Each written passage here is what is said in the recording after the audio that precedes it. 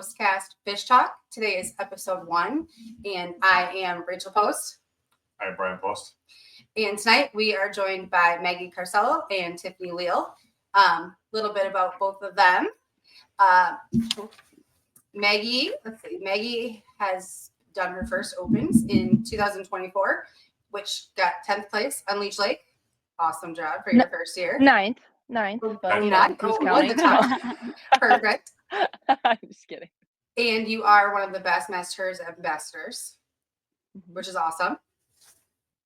And Tiffany, you have been a Texas board certified construction lawyer for, looks like you were a prosecutor for 12 years with that, or is that 12 years total? No, I've done it for 17 years. So 12 years as a prosecutor and now 5 years as a construction lawyer full-time. Awesome. And you started fishing in 2021 as the co-angler in the BFLs and first Open in 2022, and you finished 3rd place. Yep. On Ross Barnett. So awesome. All right. That is awesome. I was part of that tournament. I did not finish. It was a tough one. 200. Oh, it was brutal. It was brutal. Yeah. Yes. And I actually wound up, wouldn't find out till Hartwell at the end of the year, but I actually wound up ripping about a 3-foot hole in the bottom of my boat because they, oh my God, on the upper part above the bridge there, they had lowered the water years and years ago when they created that reservoir. Well, when the stumps were sticking up, they marked them with rebar. Well, then the water would go up and everybody hit the rebar and they get mad about it. So they lowered it back down. They cut all the rebar off while it's still stuck in the stumps. You can literally hear it tear right down the side of it. Yeah, it wound up ripping about a 3-foot hole in the side of my boat. So, yeah, that's so yeah, to catch fish at all in that place, very impressive. Good job. That was awesome. Where did you catch them at? Like what part of the lake were you on? Do you remember? I don't remember exactly what part of the lake I was. I know day one we were fishing dirt shallow. I mean, I actually had to fish from the middle of the boat between the seats because if I stood on the back of the boat, the motor would drag. So like that's how shallow we were, like dirt shallow. And I was just throwing a swim jig, black and blue, all day. And I missed a huge one on a frog late in the day. Like I got my 3 kind of early in the morning. I had my limit by, I think it was like 9 a.m. The limit that I kept all day, and I never culled. It was just kind of a crazy day. And then day 2, I caught them all in grass. So kind of complete opposite. I was throwing a small little swim bait in grass, and that's where I caught all of mine. And just one after another in the same grass. And I caught like a freaking huge catfish, and I thought, like when I hooked into that thing, I was like, man, I won this because I was sitting in 10th place, and that would have been my 3rd fish. And yeah, he slimed my line all up, and I didn't even bring him in the boat. I just shook him off the hook because I was so mad. I think I finally broke my catfish streak this year. I have caught a catfish on everybody for like 3.5 years in the Opens. I caught a catfish. Even drop shotting on the St. Lawrence River, I caught a catfish. No way. Yep. Yeah. I mean, we're talking like a 25 pounder too. It was quite a while. I wanted to see. I thought maybe it was a big walleye or a sturgeon or something. And I finally get it up there for like 20 minutes and it was a catfish. But yeah, I caught him everywhere. It was a running joke for a couple of years there. That's a curse at that point when you're catching them on a drop shot. That's a curse. Right. Sad part is I even scoped it too. Oh my like God. that looks like a good. There was like 3 of them together. I'm like, oh, I found them. Oh, we're on them, boys. Funny. Awesome. Well, Maggie, how'd your top 10 at Leech? How in the world did you manage that? Yeah, so it was my 2nd Open ever. And day 1, I actually, funny enough, I got paired with one of my really good buddies, Sam Oh, that's Moore. right. He was staying with us at our house, which you almost kind of hope not for because, I mean, I think you guys know when you're traveling together, staying together, you're kind of, how'd your day go? Where are you catching up? Like you guys kind of communicate and help each other out. So I was like, this kind of sucks. Like I was hoping for someone outside of our house because none of us were doing real well, and day 1, we went into it with a game plan. He's a Minnesota guy, so our plan was to try to get a limit of largemouth and then go chase smallies. But you guys remember how tough smallies were to catch out there. So we kind of wound up sticking to largemouth all day 1, which turned out to be a grind too. Like you really had to work for your fish and just punch, the reeds and the rice and just the heaviest cover. And I actually only wound up bringing in 2 fish that day. For anyone that's unfamiliar, a co-angler's limit is 3 fish. So I was a fish short, but I was in the top 20 at that point, maybe 19th place, I think I was sitting in after day 1. And then day 2, I got paired with Russ Lane, which was awesome. And same thing, we went after largemouth all day. And what I kind of figured out, just kind of a co-angler tip, I guess, is to just really pay attention to what your boater's doing and where they're pitching, so you can get in those spots where they don't pitch to, and doing something different, like whether it's experimenting with like your fall rate or just the action of your bait, whatever. I wound up, it's gonna sound goofy if you knew how heavy the cover was that we were fishing, but I put on a really, really small weight, so I just had like a really slow fall behind him, and it seemed to work. I got a limit, and I was just praying after day 1. I was like, I just want to stay in the top 20. I thought that would be so cool. And then I get off stage and I was like, what the heck, top 10? It was really cool. But yeah, I mean, I was just flipping and punching all day long. Had some carpal tunnel going after that, but yeah, just kind of switching it up and doing something different from the back of the boat really seemed to pay off. So it was awesome. That is awesome. The fact that you Yeah. paid that much attention to that. And I mean, that's exactly like that's co-angler 101, the subtle details. Even at home, I had a team partner quite a few years back, and he actually worked for me and was always into fishing, but I got him into tournament fishing, and I taught him how to fish behind me. We were unstoppable together because I just didn't. He knew what I was going to do, and I knew what I left on the table that he was going to take care of. So I mean, that's co-angler 101, to pay attention to that subtle differences. Mm-hmm. And I mean, like you said, that you can capitalize on it right there. And Yeah. like you said, you only need 3 bites. So Yep. that's awesome. Yeah, that's good of you. That's That's awesome. so true too. Because I do have a lot of experience just in team tournaments too with my boyfriend Andrew, or just other partners. But that's true. Even as a team, that's really important to pay attention to as well, to make sure you're both doing the most you can, right? Yeah. And I hear Tiffany, you're hoping to get, as you put it, to the pointy end of the boat with your new purchase. Yeah, so I just bought a boat. I actually go next weekend. I bought it up in Missouri, so at the Bass Pro up there. So I go close on it next weekend. Oh, well, a brand new boat. No, it's not brand new. It was a new to me boat. It's a 2019 Okay. Ranger. So I'm really excited. Yeah. I have an old Ranger right now. It's like okay, that's what I remember you talking about. Okay. Yeah, but it's not really that well suited for tournament fishing. Like the live wells, and even just like your rod locker and everything is so much smaller and so different than modern boats. Sure. From kind of the second era, I guess, of bass boat. But yeah, I'm really excited. So this year I'm gonna kind of get the feel. I'm gonna fish some local tournaments, fish some team tournaments with my boyfriend. And he's going to fish the opens in the boat as a pro, and I'm going to continue to fish Division 2 as a co this year, awesome. And hopefully transition over to the boater side next year. Well, tell him he better bring his A game, because if he doesn't do any good, you're going to boot him. You're taking his spot. That is so cool, Tiffany. I'm so excited to see that.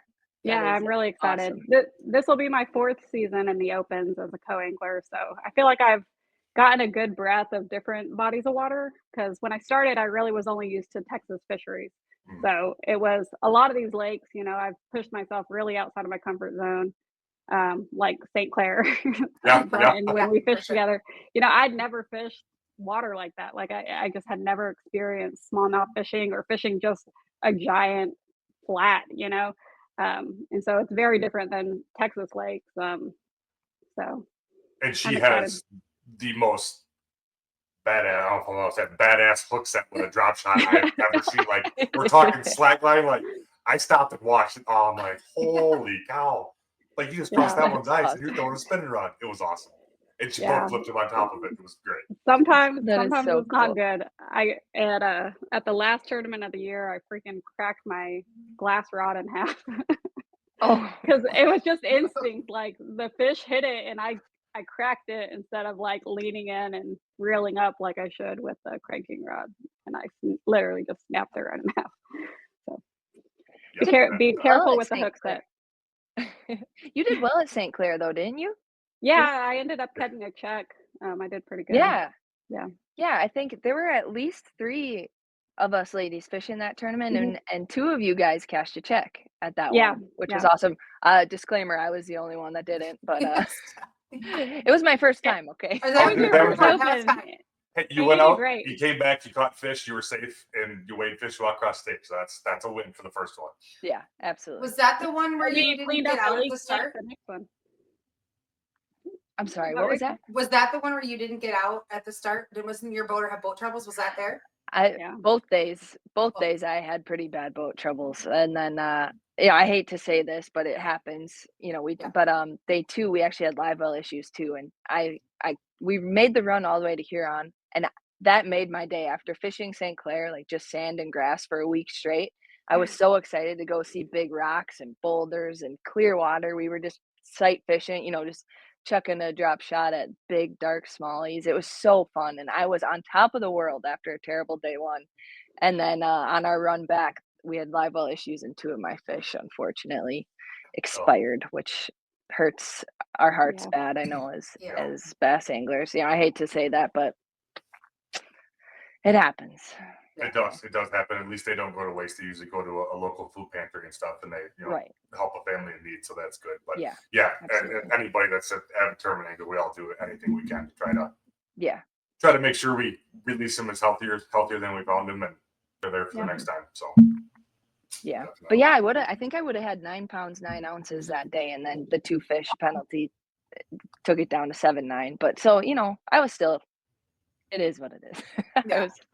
That place is pretty Oh, well. cool. It was that was Yeah. day 1 with the wind. I mean, I caught fish. I struggled, but Tiffany there and myself on day 2. What did we catch? 60 fish that day, probably. Oh my I mean, God, we had so much fun. Yeah, I mean, there wasn't. I ran over to Maggie. the same area that I did the day before. They only caught 16 pounds in, because I started catching bigger ones in the evening, because I had stuff way to the east end that was all blown out, and there were a lot of big boulders and stuff, but it was all blown out. So then, yeah, I literally worked Tiffany and I, we ran there, stopped, and started fishing, and we'd fire the motor up and maybe run a mile or 2 and then start another drift, but we never left that. My graph with Well, I mean, it looked like spaghetti. And the amazing thing is, we only saw maybe 2 boats all day. Yeah. Like we were the only people out there. Like it was pretty awesome. It was wild. Yeah, you guys had a very different experience. But hey, I'm happy for you guys. It sounds great. I mean, I probably am the only guy on day 1 that hit a tree in the middle of St. Clair on takeoff. I got Oh my like 10 miles out there, and I come over about a 4-footer, and I'm like, oh crap. My co-angler looks at me and boom, pop the lid open on the motor and stuff like that. Oh. Shut it off, and I get back and trim it up, and rocking and rolling. And like, oh, it looks like everything's okay. Start it back up, put it in gear, it didn't vibrate. Like, all right, full send, went. But yeah, I bought a 20-foot I didn't know there were tree. trees in there. Yeah. Apparently, no, it was a floater. Yeah, I mean, I freaking Okay. T-boned it right over the middle of it. Dang. Well, you know that we ripped our lower unit off in practice, so I'm not judging. Oh my gosh. I took care of mine in lacrosse. I hit a wing dam in the open in lacrosse, coming out of a back cut that you haven't been able to get into for a decade. And actually, I come out and Josh Douglas was sitting there, and I was on pad. I mean, I was ripping, and I had to go where he was, so I stretched it out 50 feet. Yeah, about 65. Hit a wing dam, bent the prop shaft, messed the prop up. Well, it makes more sense doing it there. Hey, You're not the only guy doing it there. Yeah. So, have you guys ever had any scary moments as co-anglers? Yeah. She didn't even I was have like, yeah. right away, Tiffany's on it. I mean, I started most of my tournament fishing on Sam Rayburn. So I've had some really, really scary moments in boats with not the greatest boat drivers, and small boats, 18-foot boats when the swells are really big on Sam Rayburn is not fun. One time we almost sank. And he got us beached up, and he asked me to drive the boat off. Like, it was just a bad situation all the way around. That was probably the scariest moment. It was pouring rain, and the waves were just coming over the bow. My co-angler bag, which I mean, I have a pretty big bag that I take with me. And the boat was full. I mean, my co-angler bag was completely full of water. It was crazy. But we made it. We made it back to weigh-in. I had 0 fish in that tournament. But yeah, But you that made it was back safe. We made it back alive. Yeah. A little dinged up. I snapped a few guides on my rod from us hitting the wave so hard, and my rod's, in the co-angler side hitting the wall. My knuckles were all like bloodied from holding on, like Oh my goodness. For dear life. Wow. Yeah. Try not to fly out. But that was probably my scariest co-angler experience. Just not the best decision making by my boater that day. When you got back, did you just go to the truck or did you give him a piece of your mind? No, I was like, I'm out of here. Like, Yeah. I had that, and then I've had bad experiences with boaters as far as like, equipment breaking or things happening, and stuff happens. Like it's Right. part of fishing. But I think it's most frustrating when boaters quit on you, and you're a co-angler and you're dependent on them, and they decide, you know what, I'm not having a good day, so I'm just wrapping it up. And that's the worst, because you're just left with nothing, and you don't get a choice in the matter. Right. So, And you paid. I've never had same that in as the they did. opens. I've only ever had that in BFLs, but Okay. I have I had had, that happen. We just did the best nation national championship on Oklahoma on Grand Lake there. And my lower unit went out first day of practice. I got basically no practice, and I've been there before. I get a little bit of familiarity with it, and probably what I did to get for practice. And day one went horrible, and I was in, I don't even know. I had 2 fish, and my co-angler that I got for day 2 was sitting like 10th or 11th or something like that. And in that format, if he was top, I don't know what it was, 10 or 8 or something, he got a boat and got to compete as a boater on day 3 for the national championship. So I'm like, dude, how were you catching them yesterday? He's like, I was throwing a shaky head on this kind of bank. I'm like, all right, cool. Like, I'm out. We're going to try to go get you your fish. So I did complete opposite of what he did. I just went down the bank throwing a buzzbait, and I wound up having a phenomenal day. I mean, 8-9 pounds. I caught, I don't know, 8 or 10 legal ones. That poor guy, he had at least 4 legals to the side of the boat that he lost.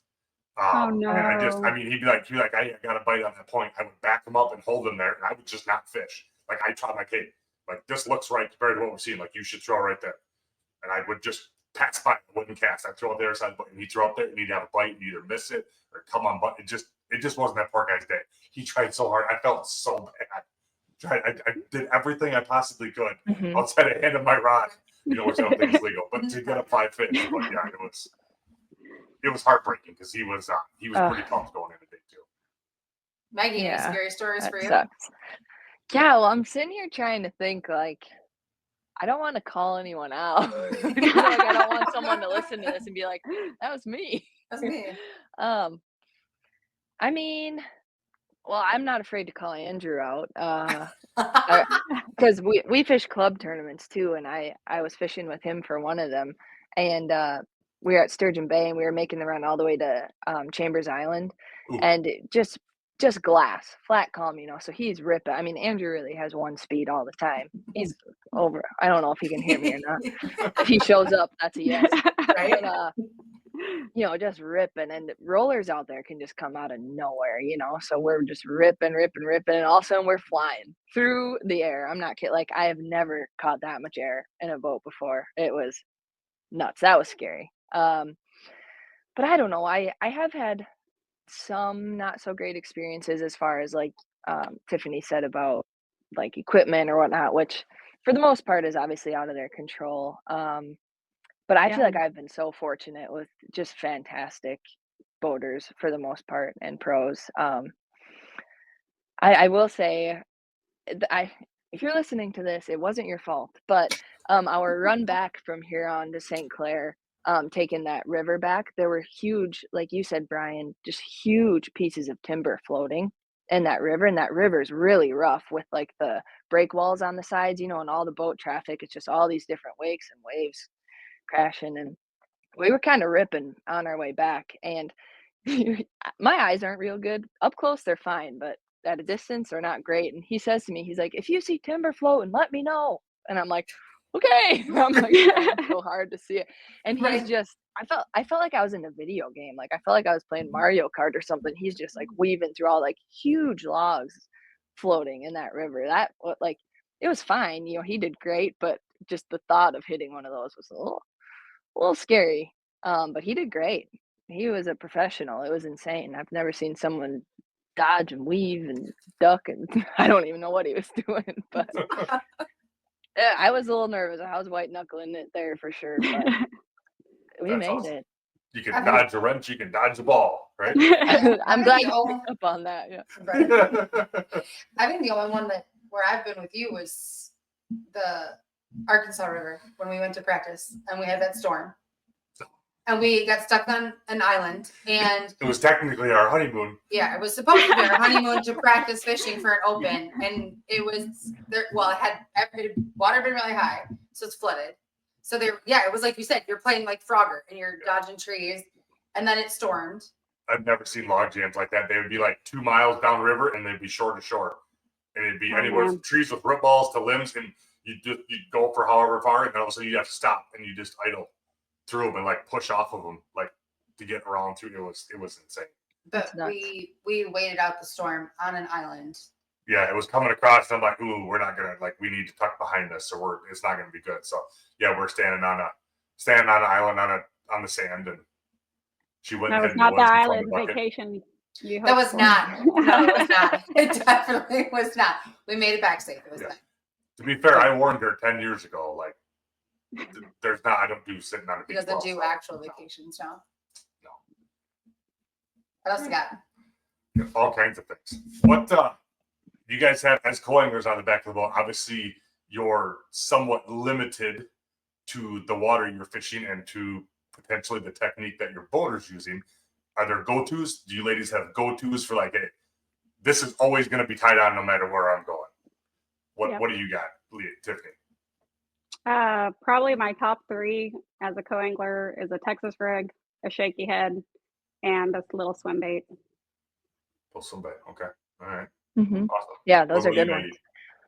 I was gonna say, for sure, always at least one Texas rig. I just feel like it's such a versatile bait, and when you're limited to how many rods you can have, that's such an easy rig to just pop a plastic off, and whether it's a different color or a different style plastic, to throw something else on there. Mhm. So definitely a Texas rig.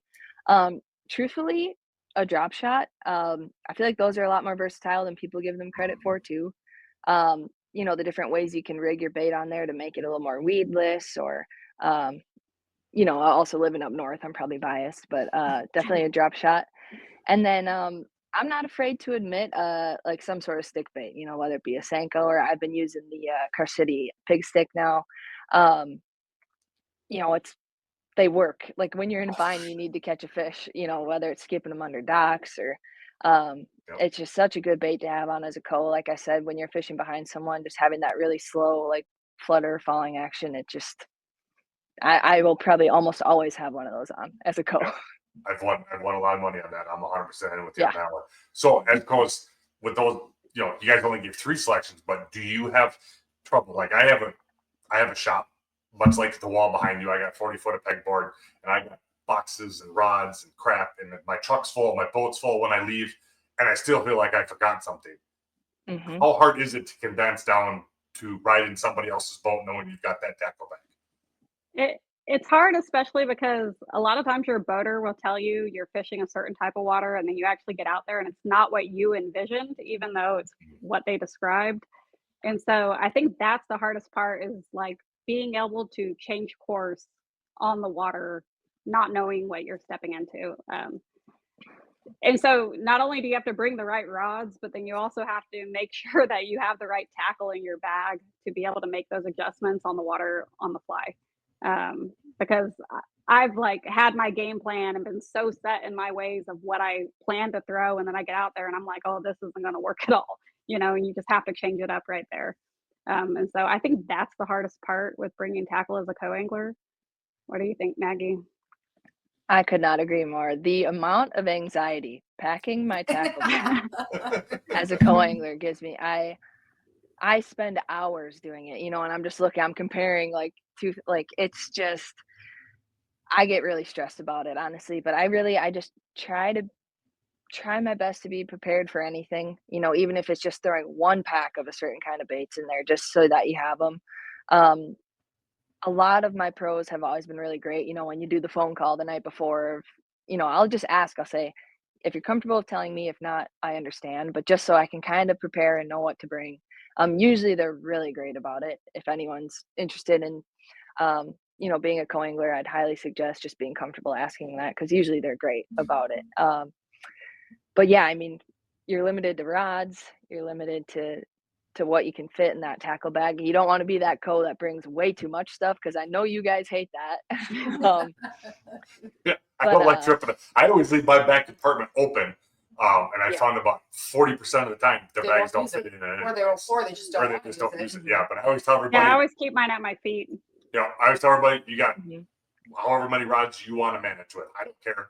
I mean, there's days of practice and even tournaments that if I'm by myself, I'll have 40 rods out because I don't have a clue what's going on, and it's just a mad scramble trying everything. But yeah, I always tell everybody, Yeah. whatever you're comfortable managing over there is what you can have. I don't, I'm not gonna tell you. Yeah. You only bring 3 Yeah, rods. I think opens limits coast to 6 rods. Like that's the do they? max you're supposed to be able to I bring. believe Yeah. so, yeah. I got Yeah. you.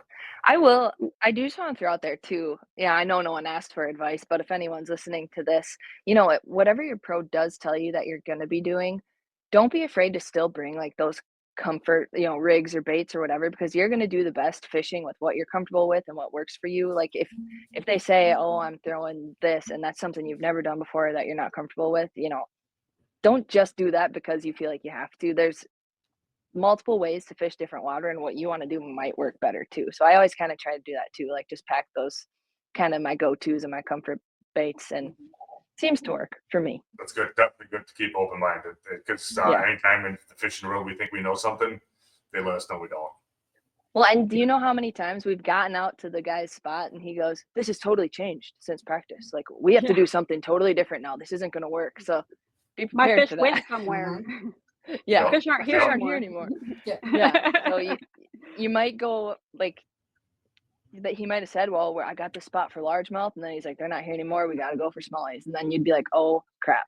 If you didn't bring Well, any of that stuff, and I've caught so many fish from the back of the boat just like casting out into nowhere. Like literally, like he's fishing, a brush pile, or he's fishing, a piece of timber that's in front of the boat that I can't reach. And I just cast out into the middle of nowhere and boink, you drag a jig back, you drag a shaky head back, and you get a bite, So I think I have noticed out of the back of the boat, usually when I'm in tournament mode, I try to focus on what I'm doing, but I have noticed out of the back of the boat, the co-anglers that have always done really well behind me, half the time they're not even facing forward. They're in their own little environment. They're focusing on whatever technique that they're using, however they feel they need to apply it, and they're just in their own little world, and they do really, really well with it. But, everybody says, "Well, the forward-facing sonar killed the co-anglers and this and that." And I thought at the last Open on Lake Martin, right in Alabama, the co-angler that won the series or the points or whatever for all 9 kind of gave a little bit of a speech, and he's like, "Man, you guys can't let it deter you." He goes, "I caught fish in 4 tournaments that my boaters were strictly live scoping, and I still caught fish and still did this and that." It was cool to hear that kind of reprieve of, hey, everybody's in the negative and, "Oh, you can't do this because of that, and you can't do this because of that." But to hear him say, like, you just got to fish through it and you can still do it. So, Well, since you brought it up, I was not to get in the drama of the life scope and everything, but how do you two feel about that when you are in a boat with somebody and that's what they're doing? for me, I don't know that it really affects what I'm doing because, like Brian said, I'm kind of in my own little world in the back of the boat. And if somebody's live scoping, you can throw a drop shot.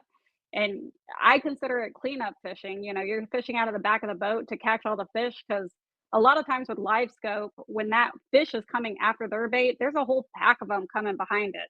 So a lot of times you can catch those fish that are coming under the boat. And for whatever reason, when the boat's out there and they're live scoping and they're spinning around, a lot of times fish just get attracted to the boat. Fish will just be under the boat. So if you're out there and you're just dropping your stuff straight down and dragging, shaking twitching your shaky head, like you're gonna get a bite eventually. And so it doesn't bother me. I think the hardest thing for me when I'm fishing behind somebody who's live scoping is them turning the boat so often. That's what I find hard because I'm constantly having to reel my slack up really quick. So it's like you have to make a super quick cast or you have to make a really long cast where it's not interfering with the trolling motor because you don't know which way they're going to turn because they're turning to the fish. So I think that's the hardest part for me. Yeah, I couldn't agree with more with everything you just said. You just have to keep your head down and fish. And I was gonna say the only time it gets frustrating, aside from turning, is those guys that just have it on 10. Yeah. The trolling motor on 10. If you are trying to do something a little more finesse, like drop shot or something, but again, you just adapt. Maybe you switch it up to a swim bait or something, but you can still catch fish. You can't let it get in your head. That's awesome. That's good to hear because Yeah. I think that with the opens I've been doing since 2020, and our co-angler numbers have dropped.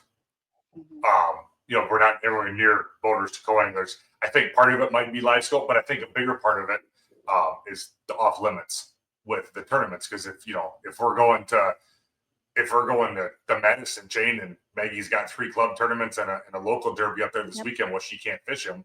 Well, she's going to rather fish that for the points for the end of the year. Then she's going to jump into it just an open as a co-angler kind of thing. So you kind of see the numbers fluctuate.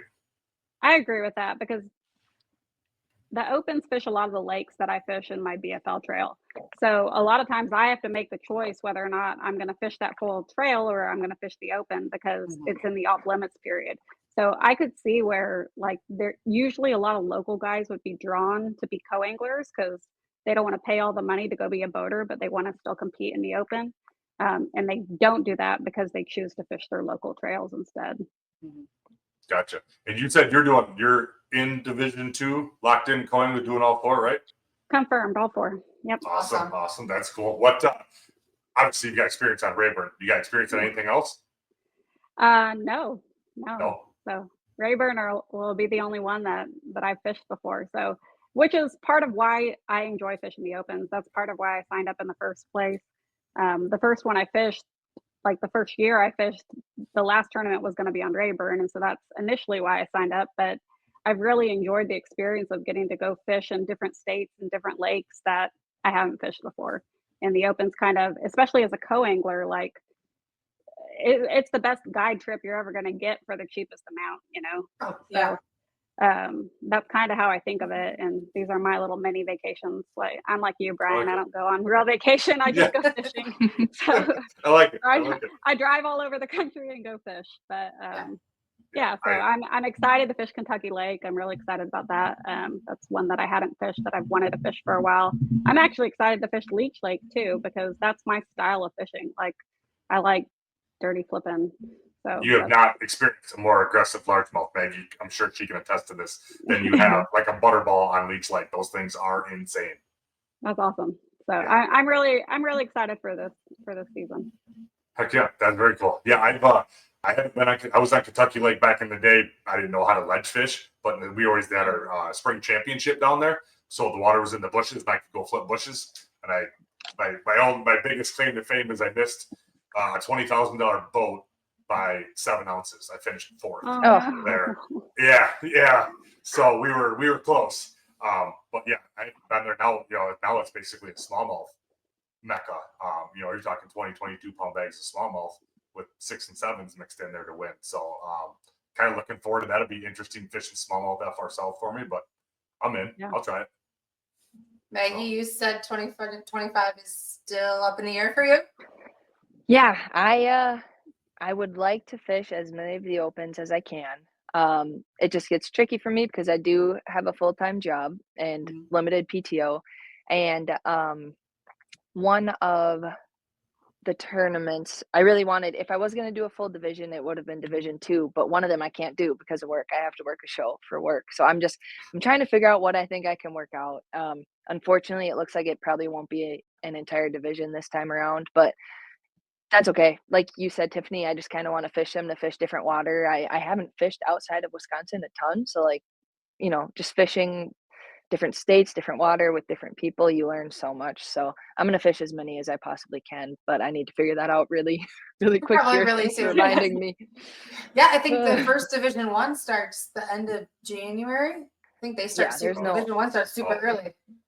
I'm Yeah. looking At least forward let to me get a Great little River ice Spring. fishing in first. Have you been out yet? Have you Not been on yet, the ice no, yet? but I No? mean, it is like we were just talking about. It is like literally 0 degrees here, so we're making ice. Wow. That's Oh, for yeah. My sure. dad was on Stoughton Ditches last Saturday. It had about 5.5 inches Really? of ice already. Yep.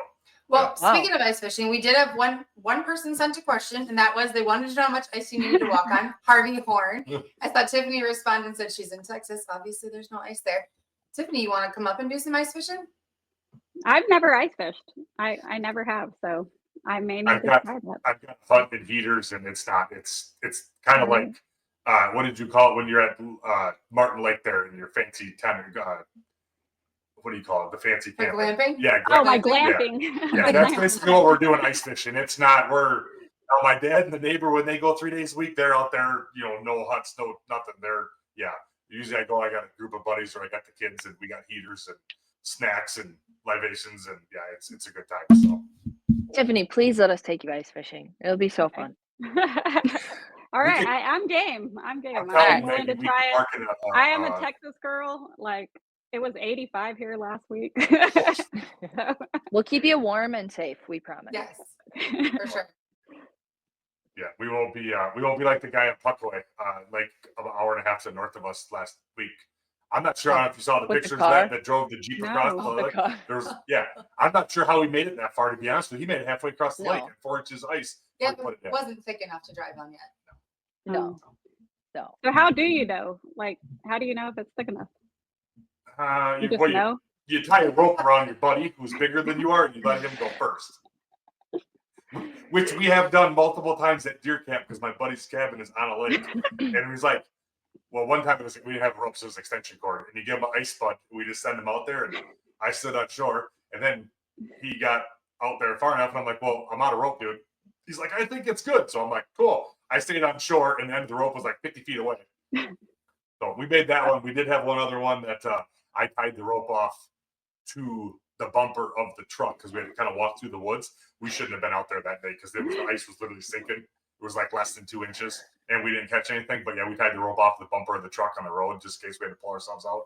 Which, I mean, you fall through, you're going to be too old to do that, but made us feel good.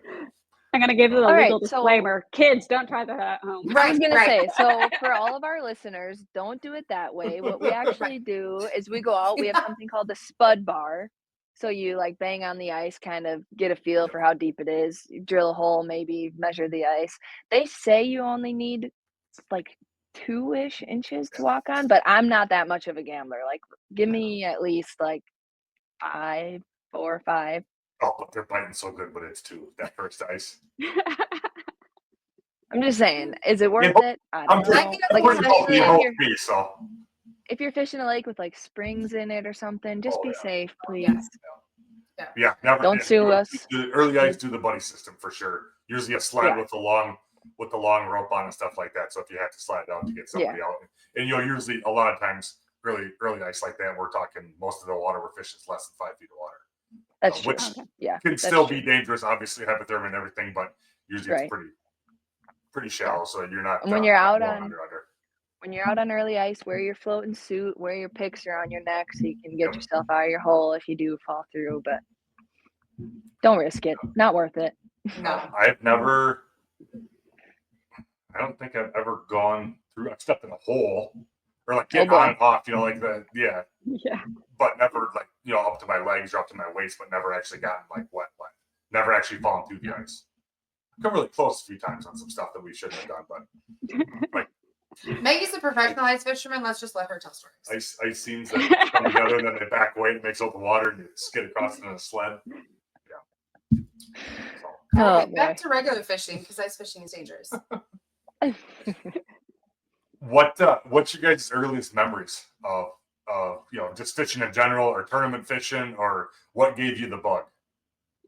For me, I mean, I was just kind of a regular Texas kid who grew up fishing farm ponds and rivers and, just going out and doing whatever I felt like doing, A lot of times we fished with earthworms or hot dogs or bacon. I mean, Nice. we'd use whatever, but kind of early on, I learned to use Senkos, and so that's what I fish with most of the time, either a Senko or a ribbon tail worm down here in Texas. And I just fish them on a little old J hook, the little gold J hooks, and I caught so many fish that way. But I just loved it, and so those are kind of my early memories of it. That's How about awesome. you, Megan? Yeah, I have pictures of me as like an infant in my dad's fishing boat. I've been That's fishing awesome. really my whole life. And I learned everything from the start from my dad, but I say this all the time, but what I think is really cool is my mom really enjoys fishing too. So kind of growing up with that example of her coming out with us, and we'd fish just all the time, but primarily for, panfish, bluegill, perch, crappies, with a bobber and a worm. But I remember when I would catch a largemouth on that little setup, like I would be so excited. So I feel like I kind of had the bug pretty young for whatever reason when it came to bass. But I really caught it when I went to college. I went to UW Stevens Point, which is a smaller town, and it's really well known for people going there for like fisheries or forestry or whatnot. A lot of outdoorsy people, I guess you could say. So I made a really good group of buddies who, one of them, it wasn't like a private pond, but it was like a really small little lake type pond on his land, which was probably like cheating, but we would go out there fishing and just catch really nice bass. And I just fell in love with it. That's what we did all the time. And then it got to the point where I would go out to a spot on the river between class, all by myself with knee-high boots on and catching bass. I think that's when I caught my first smallmouth, like on my own. And I was out there in the rain. I was just hooting and hollering out there all by myself. So yeah, I really caught the bug for bass fishing specifically in college. And I befriended Sam Sobey there, and he talked me into joining the bass team shortly after that. So I got introduced to tournaments, and I've always really loved sports. So I think mixing the fishing with the competitive aspect, I was just like, this is for me. So I've been fishing tournaments ever since. Awesome. It is a bug. Same thing. I grew up fishing, at my grandparents' cabin in northern Wisconsin. My dad, we just had a little tin boat, went fishing. And then my dad ever had to work on a weekend, the neighbor up the road, and all he did was bass fish. So I'd pedal my bike up the road with a couple of rods, and I'd be sitting in his truck at 3 a.m. and whatever time he'd come out of the house, we'd go fishing. And then as a young adult, I realized that, like you said, you can compete in this. Like there's people who are gonna put money on the line. I'm like, I'm all in, and started fishing locally, and exploded. And now it's I tell her at least once a month, even after a bad tournament, I said, you know what? You can run the guys in the business and this and that. I said, I'm going fishing next week. I said, I'm done. And I don't. I told the guy at the lumberyard that one day. I walk in and he says, well, how was the tournament last week? I said, no, I donated. I didn't have very good derby, He's like, yeah. I said, yeah. I said, woke up this morning, told the wife I'm done. I'm like, if I have to make it fishing, I think I can. If I put that weight on my shoulders, I think I can do it. And he said, yeah, how'd that go over? I said, I'm going to need a box of nails. She told me I had to go to first grade. So, but yeah, it's an addiction to say the least. Every aspect of it, the tackle, the rocks, the reels, the community that you build, the different lakes that you have been to and haven't been to, and the competitiveness of it. I love to, I'm never happier than when I'm competing. And even though I could never be angrier on the way home, you just want to scream, you know what I mean? Yeah. Like you missed it by a little bit or you missed it by a mile, but you want to scream from the inside. Yep. Mm-hmm. What do you do for 9 to 5 minutes? I work in marketing Okay. for an outdoor company. I'm a social media specialist. So. Oh, so you got the best. You're in the outdoors. You work in the outdoors. I like it. Yeah, I feel pretty fortunate. I like to work somewhere that really supports my outside work endeavors too. That kind of understands it and supports it. So I'm very thankful for the gig I've got going on right now. Sometimes I worry if the fishing stuff did become my full-time gig that I'd lose my passion for it. Maybe I wouldn't, but I'm very content with what I've got going on right now. I'm thankful for it for sure. You got to have a good balance. I've often thought that same thing. Yeah. Like as much as I love fishing, if I had to do it day in and day out, if I made the Elite Series, I'd still have to do something else to try to balance it because I feel like if I went down that rabbit hole, there's no saving me ever. Like I'm never coming out. Mm-hmm. I'm not gonna act like that wouldn't be freaking awesome. Right. It would be, but I just worry about that sometimes. I kind of like the stable, the paycheck, Yeah. things are good and there's not so much pressure. Like I'm still just going out to fish tournaments because I love them and to have fun, not because, I need to win or my sponsors are going to be upset. Like I'm just thankful right now that it's still a hobby and a passion of mine. So No, and it Yeah, I can go definitely in- think there's probably a big difference when you do have that financial pressure, as an angler competing. And like I said, I treat this like my vacations. So I Yeah. take off of work and I, take a week off and go pre-fish and then go fish my tournaments. But not everybody's that fortunate to be able to No. balance both. Yeah. And your self-control living in Texas and being a tournament angler must be phenomenal, because I'm jealous because you guys are still down there catching big ones right now, and we're talking yeah. about how much ice is safe to walk on up here.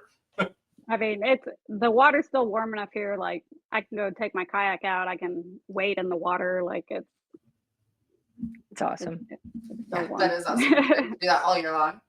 Yeah. That definitely would be. So Tiffany, remind me, but St. Clair was your first introduction to smallmouth, right? Yeah, I mean, I've caught smallmouth before. I fished Table Okay. Rock, and there's smallmouth on Table Rock, but I had never really gone smallmouth fishing like on St. Clair. Like, I mean, I caught my biggest smallmouth with you in the boat that day. That's right. So I mean, that was my first introduction to a true smallmouth fishery, because Table Rock has a lot of spots. They have a lot of smallmouth. They have largemouth, so you can kind of catch anything there. But St. Clair is a true smallmouth fishery. Like it was pretty incredible to me. So are you ready to give up the flooded forests of Texas for smallmouth? Oh, or no. No? Oh no. I'll take Lake Fork every day. I was down there this spring. A friend of mine, we kind of made a guy's trip out of his health. It's day by day, so we were able to make it work. Went down there to Lake Fork for a day trip, or for a guy's trip for a week. Fished that a couple days, and then we wound up on Lake of the Pines to the east there. Yeah. And Yeah. we got on a flashy swimmer, post spawn flashy swimmer bite. Dude, we never caught anything over like 5.5 pounds, but it was awesome. Oh man, mean, Lake we of the Pines is just so much fun. You can throw topwater poppers, and they go crazy for them. Yeah, we wrecked them north of the bridge up there where it's Yeah, really sketchy looking. Yeah, that's. Oh, it's super sketchy. You got to take that real narrow path to get up there. You got to idle the whole way. Yeah. It was, well, and I'd seen it was rough and it was blowing like a son of a gun. We probably shouldn't have been out there. It was that rough. And I'm like, all right, well, let's head up that way and try to get out of the wind. And yeah, I ran all that timber, the line. I'm assuming that's the buoy line. I made it there and back. I didn't hit anything. But yeah, in like 4 or 5 footers, it was, and it just going, and all of a sudden it's a 90-degree corner, right? And if you miss it, there's a whole bunch of standing timber, and yeah, it was sketchy. But we caught the bejeebers out of them. It was a lot of fun. Yeah, Rachel's just I up enjoy there Lake like, of the Pines. What? When you tap the table, it makes a noise. Oh, does it? I'm sorry. Lake Fork still holds my PB. I gotta get back down there. Does it really? These days. Oh yeah, 888. Easy number to remember. Awesome. Really? That's awesome. Yeah. Not, When'd you not get for that? down there, but for me. What was that? Well, that's I'm sorry. When did you get it? Probably How a long couple ago did years you do ago that? now. My friend Sydney Wells from Barstool Outdoors, she and I went on a trip down there, and James Caldemeyer took us out, and it was awesome. That's That's awesome. cool. It was a lot of fun. Yeah. My personal best is, well, I had scale on the boat. It was right at 7 pounds. I caught 2 of them on the Harris chain on Griffin one day on a rail trap. Caught 2 of them within like an hour of each other. Of course, it was in practice. Yeah. That's But awesome. He wins practice a lot. I'm pretty good with practice. Tiffany, my- care to chime in and put us all to shame real quick? My PB is smaller than yours, Maggie. Mine was only 6'6". But wow. it is a lake record. I hold the That's Lake impressive. record for Lake Fayette here in Texas. That's awesome. That's awesome. Yeah, That is so cool. that was fun, and it was post spawn, so it was a bass that it should have been an 8-pounder, but it was post spawn and all spawned out and skinny. So Yeah. he only weighed 6'6", but it was still fun. I mean, we caught one after another of 5 and 6 pound bass that day. Like it was just one of those days you cast it out and we were fishing shaky heads and you just bloop, So another fun. huge bass. Yeah, it was awesome. Yeah. Day.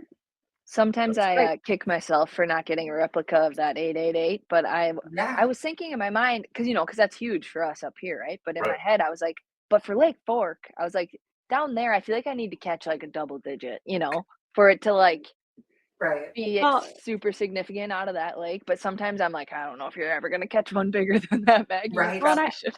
I feel like everyone makes like double digits because you see like the Josh Jones of the world who catch them on Right. the regular, and people think that's just how it is, but it's not. I mean, I've been fishing in Texas my whole life, and I've Yeah. yet to catch myself an 8-pounder. So they're definitely there, but that's still a badass fish. Well, Oh, yeah. let's all do it on Rayburn this February on a round Yeah. trap for chatterbait. I'm so looking for it. I love a chatterbait and a round trap like in the grass like that. So sorry, but He's got nervous twitches over here or something. it's hot in here all of a sudden. Oh, So what? So tell me a little bit about the Bassmaster. Like what's the driving force behind that? What attracted you guys to that? What are you hoping to accomplish with that? Yeah, so BassmastHER is an initiative with Bassmaster, and Toyota is a huge supporter of it. And um, I never know quite how to say this. Like Christine, Anastasia, and myself, we are ambassadors of it. And we're trying to push it and promote it and get as many women involved as possible. But I mean, the three of us are not Bassmaster. Tiffany's Bassmaster. All the gals out there who enjoy fishing are part of Bassmaster. It's really it's an initiative, and we're just trying to educate women, make them feel comfortable and supported. And so many young ladies are on high school bass fishing teams, college bass fishing teams, and it just kind of seems like they trickle off and they don't continue to compete at that higher level. And we just kind of want to know why. Sure. It seems like there's quite a few that have an interest in it. And I mean, like St. Clair, for example, 2 ladies cashed a check. That is freaking awesome. So yeah. we can do it. It's one of the sports where your size, your race, your gender, nothing really matters. The fish doesn't know who's on the other end of that line. So we're just really trying to hop around the country, do some seminars, make content, and just kind of make a community for women to just feel welcome and comfortable, and let them know that they have a place in this sport, because quite frankly, a lot of them kick ass at it. It's been pretty awesome to see all of the articles that they've put out about, Mhm. different female anglers, not just tournament anglers, but women who just love the sport, have a passion for it. And if you go on the Bassmaster page, there's actually like a BassmastHER link on there, and it has all the different articles that they've, covered a bunch of different women in the industry, women who, are influencers and on that side of things, and women who are tournament anglers. So it's pretty neat to get to see a lot of women highlighted, and some women who haven't really been highlighted who have made, major contributions to the sport. And so it's nice to see them finally kind of getting elevated to that position. Mhm. That's Yeah, cool. that's a big thing too. All different levels, whether it's tournament fishing, whether it's just you just enjoy going out on the weekend for fun, or um, I think a really cool part of it too is creating awareness around all of the opportunities that are available in the outdoor industry too. Even if you don't want to be in front of a camera on a boat, there are so many incredible women that work behind the scenes at Bassmaster, at all Mhm. of these, tackle companies that we all know so well. So there's endless opportunities. And Tiffany, correct me if I'm wrong, you were featured in one of the articles, correct? I I think was, you yeah. were. Yeah, Yeah. Very yeah. So it's really cool just telling, I mean, guides, there are women out there who, guide, or, work at resorts. It's incredible to be able to highlight those stories. Bassmaster and Toyota are doing really cool things with that initiative. It's awesome. That's good. It's exciting to see. In our household, we have my son's 12, and the other 4 are all girls. So it's exciting to see that. My son and I are drastically outnumbered, but we've got a couple that are like, no, I don't want to go outside. It's dirty, it's cold, it's muddy, it's wet, and Yeah. So the other 2 are good with outside. yeah, the other one, we Yeah. went deer hunting this year. My youngest 2 went deer hunting with me and my 13-and-a-half-year-old daughter. Kid is quite a bloodhound. Grandpa hit a deer. We unfortunately did not recover it, but never been in the woods tracking a deer before. And she was like, I was following her. like, you see anything? He said, "Are you sure?" "Oh yeah, good job, kid." I mean, it was awesome. So to see That's that with you ladies, with the initiative to push that, Yeah. I'm 100% in support of that, because I want to provide my children with every opportunity, no matter what direction they want to go. If they want to go off to college and be a surgeon, by all means, I support you. If you want to get in the outdoor industry and do marketing, do sales, do design, do competitive sporting plays, anything like that. It's awesome to see that. I work a lot with, we're sponsoring the student build in the construction world this year. So there's 2 high school kids, or 2 high school classes that come together 5 hours a day and build a big, a $500,000 house start to finish. So I work with the kids on that. I do a lot with the youth and the local high school fishing teams and ice fishing teams and different things, and sponsor them and help, and just trying to truly bring the next generation into our sport, into the outdoors, but do it correctly. Not just, hey, I got a gun and I got a license, now I can go do anything I want. To teach them the ethics behind it, and how to do it correctly, and not just, deer hunt, not just harvest a deer to say you harvest a deer. If you're going to shoot it, you need to eat it. So it's cool to see that, to open those horizons for everybody. So Yeah, absolutely. And just speaking of everything that you're doing in young men too, like that's another goal of it for me personally as well, is when I was in college and I had those buddies who encouraged me and talked me into joining that bass team. I kind of want to make that a normal thing for the young men out there too, to just, I want women in this space for it to be normal, and not for them to be like, oh, I don't want her as a partner or a co-angler. Like, I just want it to become a normal thing, Right. So that was I want my there to next be question. Oh, go ahead. No, I was just, I just want more women walking across the stage. I want to see one at the elite level someday at a classic. I just think that would be awesome. I don't really want it to be mentioned that someone's a female, someday. Well, that's what I was going to ask you. Have either one of you had any encounters with it being a problem, being a woman? I know one of the people I follow on Facebook, one of the female anglers, had said she saw a posting for a local fishing tournament, and it said open to all men and all women. Why couldn't it just be a fishing tournament? Why did they specify open to men and women? Why do we have to say that?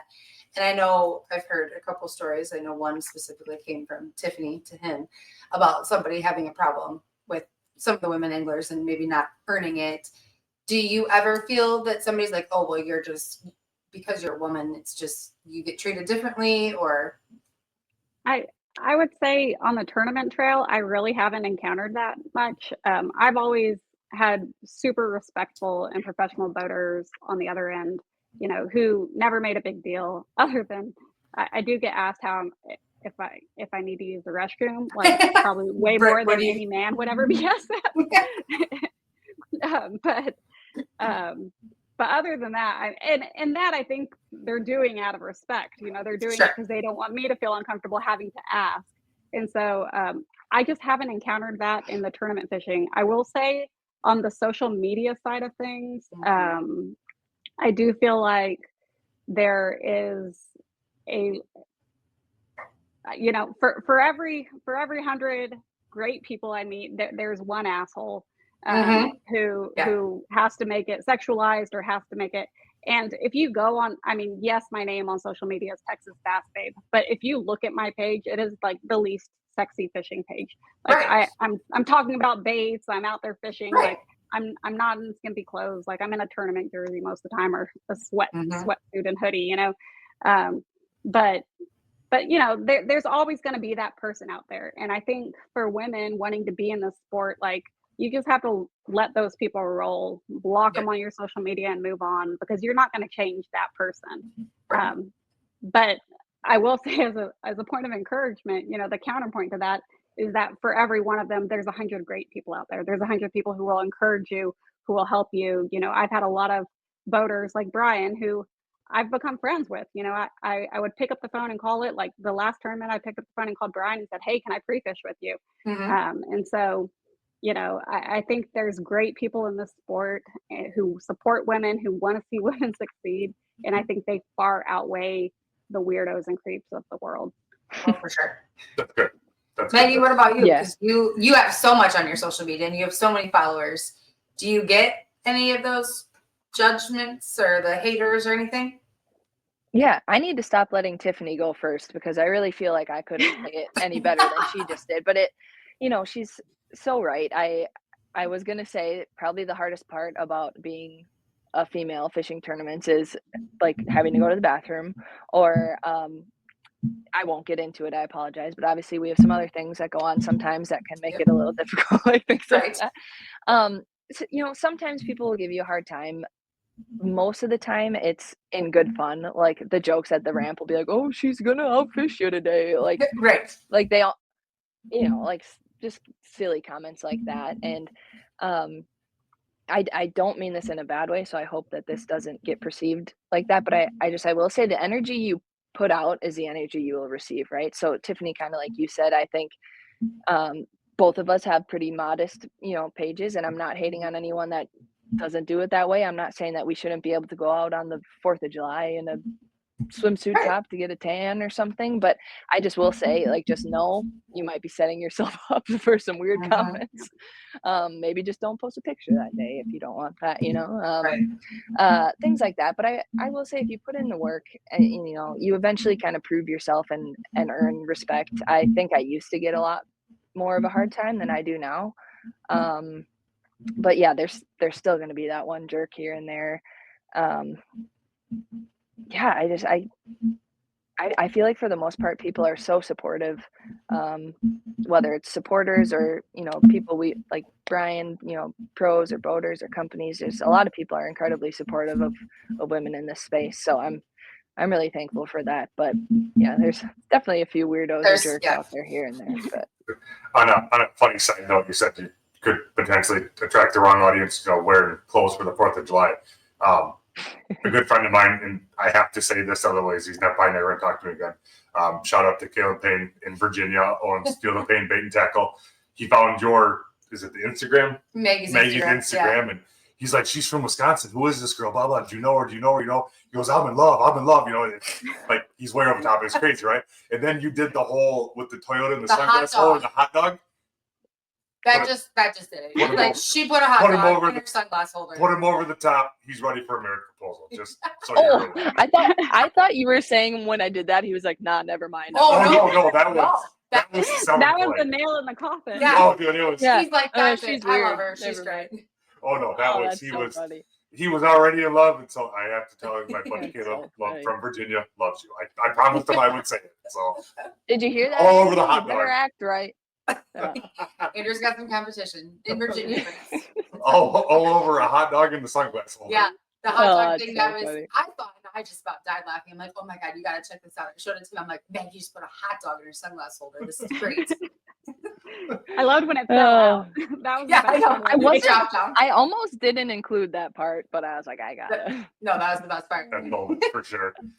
That's the greatest stuff that you definitely definitely need to do for. Well, because it's not scripted, it's fun, and I think stuff like that is the best part too. And it shows your personality, which is awesome. Yeah. Thank you. I appreciate that, guys.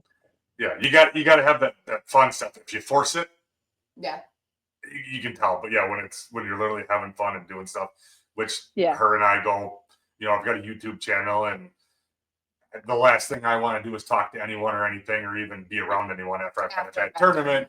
And of course, she's with the mic in the face, and we'll talk about this and talk about that. And I'm like, I'm just gonna need a minute over here in the corner. Leave me alone. And then we get home, and the second the tournament's over and the boat's on the trailer, it doesn't matter if I'm 2 hours from home or 16 hours from home. I'm back into work mode. Like if I'm still in Florida, I'm in work mode. All right, what do I gotta do when I get back? Make sure this is done, blah, blah, blah, blah, blah, right? And she's all about let's do a recap video and what baits were you using, and I'm already done and on the next thing. So we struggle with a bit with trying to make it authentic and well, and that's she's why keeping you on track.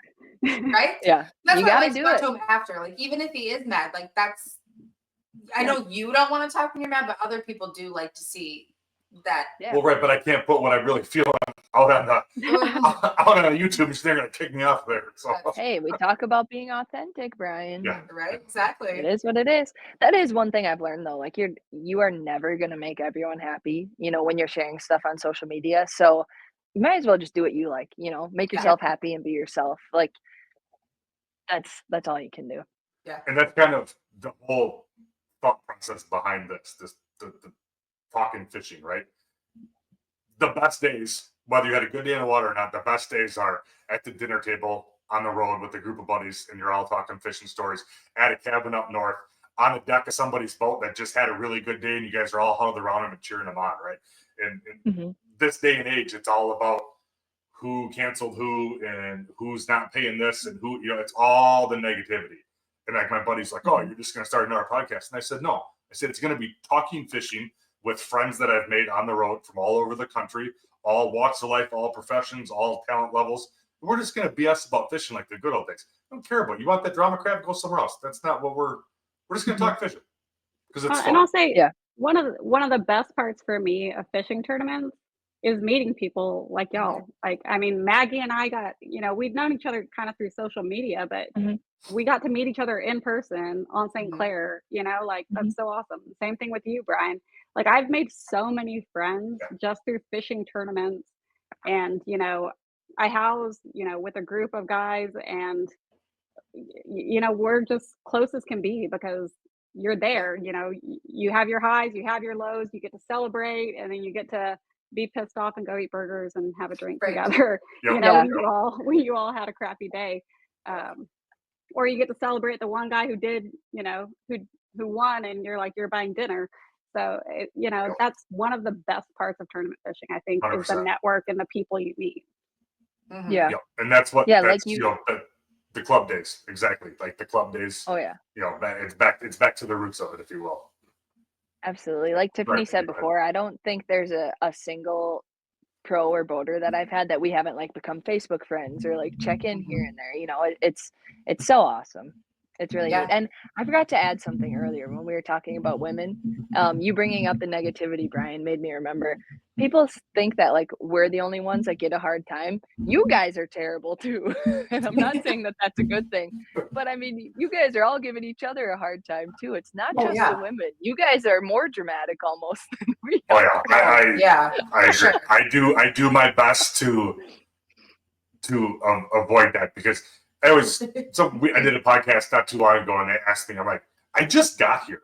Like, I just turned 42, but I just got in 2020. I just got to professional, semi-professional fishing, whatever this is at this level. I finally, with her help and her literally pushing me over the edge, I'm finally here doing this. Talked about it forever, but I just got here. And oh my God, the industry's in this disrepair, and this is the worst it's ever been. Like, man, I don't want to hear all that crap. I just got here, and I love competing at this level, and I want to continue to. So I just try to block it out. Don't listen to the doc talk. Go have fun. Yeah, absolutely. And I'm not saying that that's a good thing, and I'm not saying that you're that way, Brian, but I'm just saying women always get a bad rap about like we're dramatic, we gossip or whatever, and I'm like, I don't know, you men are pretty bad too. Bass fishing tournaments like running a daycare. Bunch of whiny babies. 100%. The only other difficulty that I forgot to mention before, and again, I think when you carry yourself respectfully that it helps a lot, but I have had at least for sure one boat or two whose wife was not very happy that he got paired with a female co-angler, which I can kind of understand, I guess, but that I just felt really uncomfortable all day, because I was like, I don't want her to be upset. I've never personally had that experience, but I've heard of friends having that experience where and in one tournament they actually switched her boater because the boater's wife was upset that he was paired with a female. Yeah. See, and I'm like, lady, you obviously don't know what's going on out there on the water. Right. Yeah. No, so I think I just farmer blew my nose off the back of the boat. I don't think he's interested. I think you've only had two. You had Tiffany and you had Kara Moss. Yep. And is that the only two you've ever had for women? And I would have never even thought of having a problem with it. Yeah. And I always try to be like super respectful, like, introduce myself to their wife if she's there, and, make sure she knows, like, I'm here to fish. Like, I mean, who's going to drive all the way to a Bass Open to flirt with a man on a boat? Like, there's a lot cheaper ways to do that. Clearly, there's some other insecurities going on at home there for that to be an issue. That's crazy. That never even would have crossed my mind. Oh my gosh. That's wild. So was it awkward all day then? He was incredibly nice. I'll admit I'm very much like a people pleaser. I felt really bad that I would be causing an issue just by showing up to fish. And I remember too, he didn't have a good day. And at the end, when I was getting my fish out of the live well, I was like, "Do you need help with yours?" And he was like, "I'm just gonna dump mine and go home. I'm already in trouble," and blah blah. And I was like, Oh, "I'm so sorry." Yeah, that's not a fun situation to be in for anybody. No, I felt really bad, but Yeah. yeah, I don't know. So, Do you got anything else that you No. want to get in? Or I don't think we've so. been I think on we for a covered. long I time. think we covered a lot. I think it was I would say a success for the first style run. So that wasn't me farting. That was just my his phone. phone. Don't worry. If you heard that, it's his phone sounds like farts. It upset the kids in her don't like it because I leave it in my back pocket when I walk to the store. Yeah.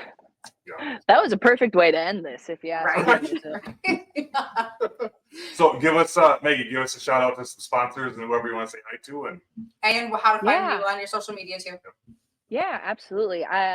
Truthfully, I hate to be cheesy, but I am very picky about who I work with. You know, I'm not going to do something for money. It's the gear that I believe in and I want to be using. So I have to give a huge shout out first and foremost. Like everything that I did this year is because of Toyota, and the support from Bassmaster has just been incredible. Everything that we've been doing is insane.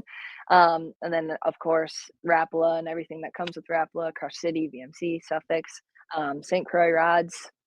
I would not be doing what I'm doing without those people in my corner. And my lovely boyfriend, Andrew, in the other room, my little travel partner and tournament partner. We'll give him a shout out too. You can find me pretty much everywhere, Facebook, Instagram, TikTok, at Maggie Joe Outdoors. Awesome. All right. How about you, Tiff?